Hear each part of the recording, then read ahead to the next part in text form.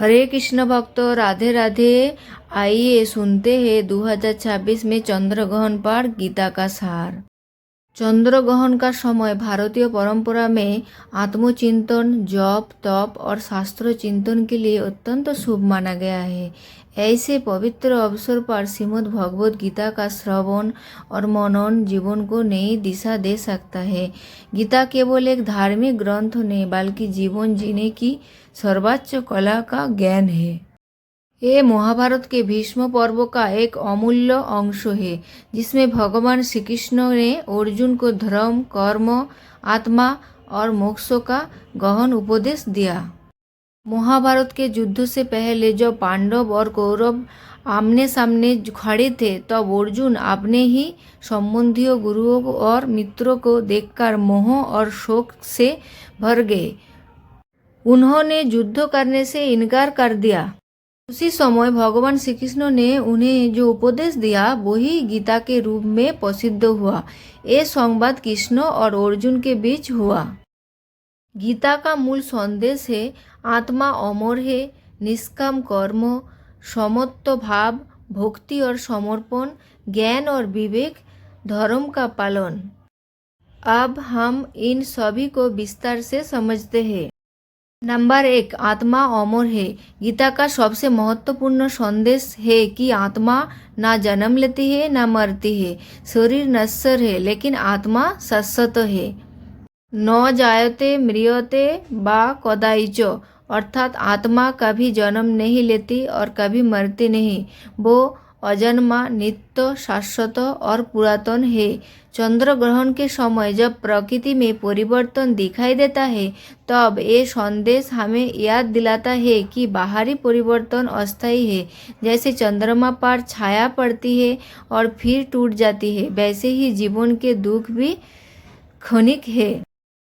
Number 2, निष्काम कर्मयोग। गीता का सबसे प्रसिद्ध श्लोक है, कर्मण्येवाधिकारस्ते मा फलेषु कदाचन, अर्थात तुम्हारा अधिकार केवल कर्म करने में ही नहीं। निष्काम कर्म का अर्थ है बिना फल की चिंता, अपना कर्तव्य करना। जब मनुष्य फल की आशा छोड़ देता है, तब वो मानसिक शांति प्राप्त करता है। चंद्र ग्रहण आत्मनिरीक्षण का समय है। ये हमें याद दिलाता है कि हमें अपने कर्मों का शुद्ध रखना चाहिए, ना ही केवल परिणामों पर ध्यान देना चाहिए।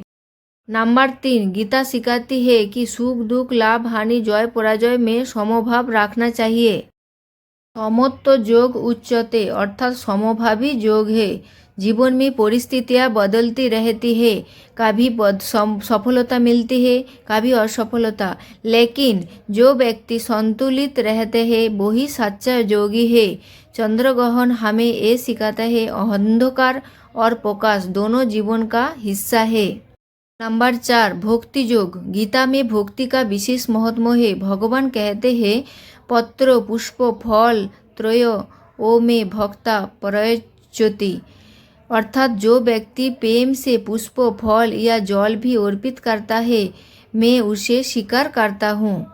भक्ति का अर्थ केवल पूजा नहीं बल्कि हृदय से समर्पण है।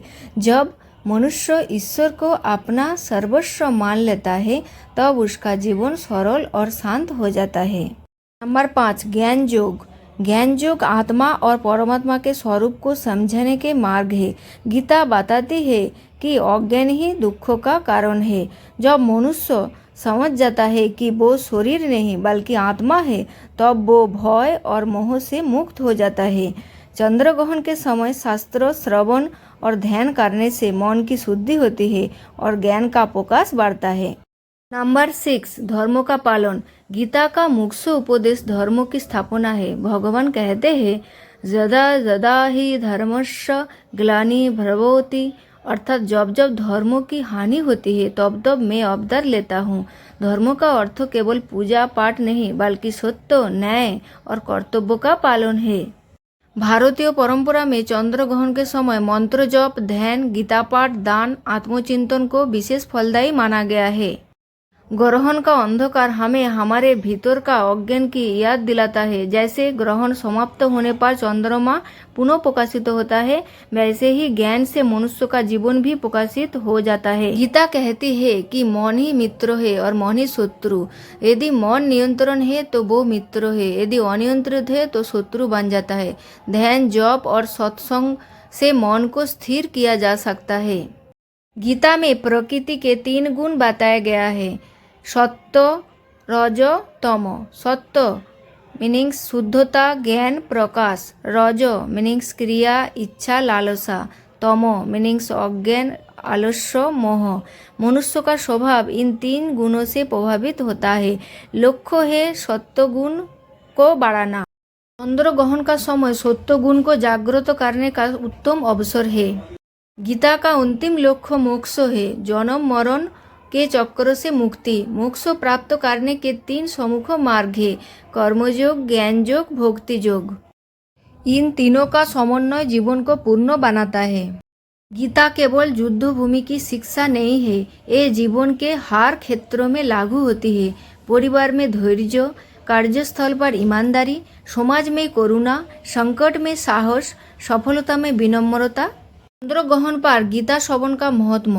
मन शुद्ध होता है, नकारात्मक ऊर्जा दूर होती है, आत्मबल बढ़ता है, आध्यात्मिक उन्नति होती है। ग्रहण का समय अस्थायी होता है, लेकिन उससे मिलने वाला आत्मज्ञान स्थायी हो सकता है।